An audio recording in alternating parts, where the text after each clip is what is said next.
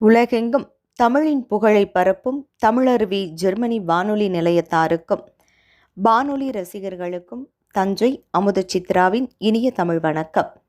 கிராமத்து திண்ணை என்ற கவிதை களத்தின் மூலம் உங்களுடன் நான். தெவிட்டாத இன்பம் தரும் தென்றல் வந்து தவழ்ந்து செல்லும், தென்னங்கீற்றோடு அழகு நிலவு காட்சி தெரியும், விசேஷ நாட்கள் நிரம்பி வழியும், குட்டி குழந்தைகள் காலையாட்டி விளையாடும் சொர்க்கத்தின் வாசலது. குமரி பெண்களின் குழு விளையாடல்கள் குதூகலிக்கும், ஆடுபுலி ஆட்டமும் பகடையும் பரமபதமும் விளையாடும் மைதானம். வருவோர் போவோர் எல்லாம் வந்தமர்ந்து உணவருந்தும் அன்னசாலை. வயதானோர் கூடி பேசி பொழுதை இனிமையாக்கும் நந்தவனம். சுதந்திர வரலாறுகள் பேசப்பட்ட பாடசாலை.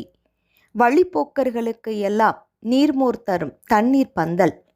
விடுதிகளே இல்லாத காலத்தில் ஊர் பயணம் செய்வோர் இளைப்பாறும் இலவச விடுதி. விடுதலை வேண்டி வேட்கையை தூண்டி விடைபெற வைத்த எழுச்சிமிகு போர்க்களம். சில நேரம் தட்டியால் அடைக்கப்பட்ட கடையாகும், சில நேரம் உறங்குவதற்கு அறையாகும். காலம் காலமாக பஞ்சாயத்து செய்யும் நீதிமன்றமும் அதுதான் எங்கள் கிராமத்து திண்ணை.